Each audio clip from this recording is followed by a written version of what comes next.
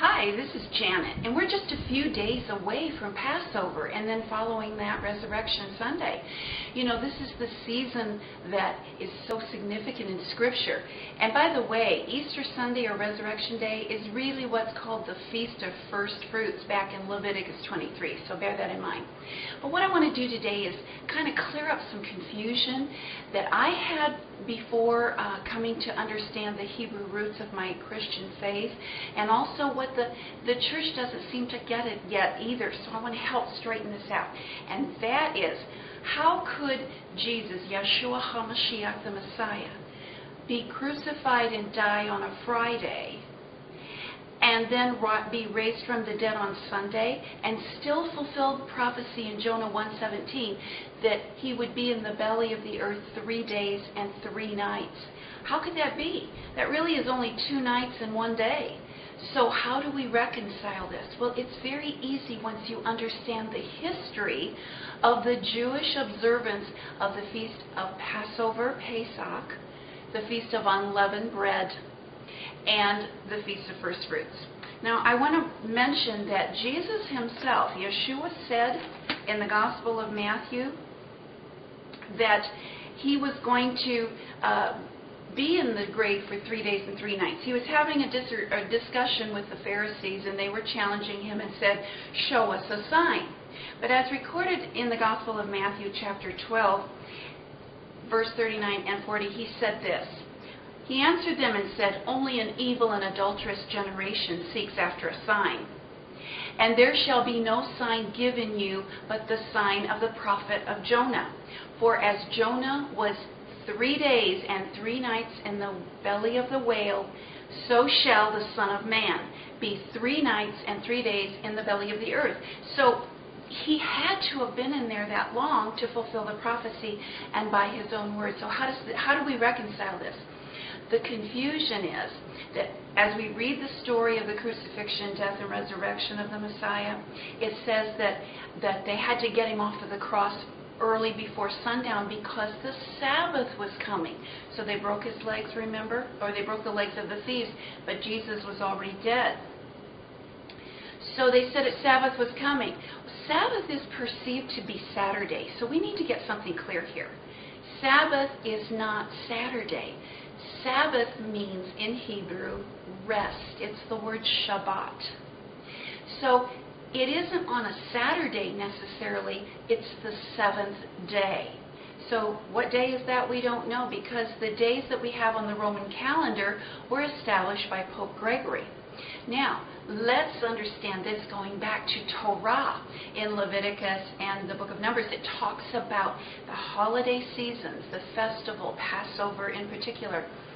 Every time you have one, you're going to have the holiday itself, which is the 14th of Nisan or the 14th of Aviv on a Hebrew calendar. That's Passover. It in itself will be a high Sabbath day. So what we had going on in Jerusalem that week is we had 2 Sabbaths in 1 week, because that always happens when you have a high holy day. Yeshua had the Passover supper, the first Seder, with his disciples. And that was the night that he introduced the new covenant. And he said, "I will not drink the cup of this covenant with you until I drink it new with you in my Father's kingdom." And then after the supper, they sang a song which is always done at the end of the Seder. It's called the Hallel. He went out into the garden. He had that serious, gut-wrenching conversation with his Father where he sweat blood. And he said, "Father, if there's any way, let this cup pass from me." What cup was he talking about? It was the cup from the Seder meal that he had just had, the cup of judgment, which had been a part of the Passover Seder for centuries. He was going to become the judgment. The plagues, all of them were going to come upon him. All of the sicknesses, all of the diseases, all sin was going to come upon this Passover lamb. And he knew what that meant, and he said, "Father, if there be any way, take it from me, but I want your will." Because the Father loved the Son and wanted a bride for his Son, and he loves us, he didn't take it away. He caused his Son Yeshua to drink that cup. The next day was the day of preparation for the Sabbath that would occur on a Thursday. Passover was a high Sabbath and was going to be on a Thursday that week. So on the day of preparation, what was going on was that Jesus was being questioned by the Pharisees, by Pontius Pilate, and then he was scourged, he was brutally beaten, and he hung on the cross. And all of this event, he died that afternoon, just as the scriptures recorded. But you see, the day of the week was Wednesday. And the next day was Passover. And so, guess what? This is where it gets confusing, but we're going to straighten it out. Passover is also a Sabbath. So when the scriptures record that the sun was going down, and remember the new day begins at sundown, they said, break their bones, the thieves on the cross and Yeshua, so that we can take them off the cross before the Sabbath comes. And this is why Gentile thinking says, oh, it must have been a Friday night because the next day was Sabbath. No, the next day was Passover. And so he was crucified on the day of preparation. He was taken off the cross and put into the grave just before Passover began. Passover is a Sabbath. It's a day of rest. You can't do any work. That's why there was a day of preparation beforehand. So the unleavened bread begins, the Feast of Unleavened Bread, and the unleavened, unsinned, the precious bread of life was laid into the ground. And during the Seder meal, there is a whole ritual around that you can see this whole event at the Seder meal, but that's for another discussion. What I want to just clarify are the days. So he's in the ground, in the tomb, I should say, on Thursday evening, or Wednesday evening at sundown, which begins the Passover. He's in there for Thursday, he's in there for Friday, and he's in there for Saturday, which is the second Sabbath rest that week.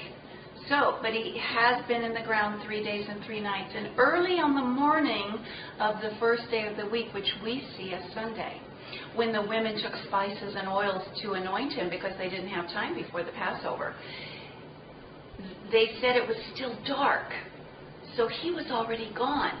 It's my belief that at that moment, that it's not even a time, it's beyond time and space, it's an infinity. But in Psalm 10, I believe it's called the womb of the morning, when that split second, when the one day crosses over to the next, when the Feast of Unleavened Bread, that Saturday, that Sabbath Saturday, if you will, ended, and the Feast of First Fruits, the first day of the week, began, he burst forth alive, resurrected from the dead. So there you have it pretty much. That's how he fulfilled Passover, the Feast of Unleavened Bread. He was in the grave 3 days and 3 nights, just as he said he would.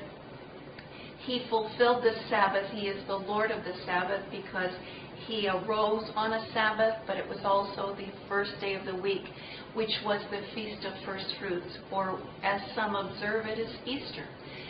And so in all those just few hours, he fulfilled so many feasts, so many prophecies.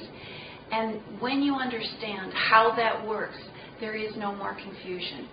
He is the Lord of life. He is the King of unleavened bread. There was no sin in him. He's the resurrection. He set us free. He's the Lord of the Sabbath and the King of kings. Everything you dreamed he would be. That's our Messiah, Yeshua HaMashiach. So as you observe Passover and Easter and Resurrection Day, however you celebrate, remember this. He keeps his promises and he fulfills the prophecies. Chag Sameach. Happy Passover.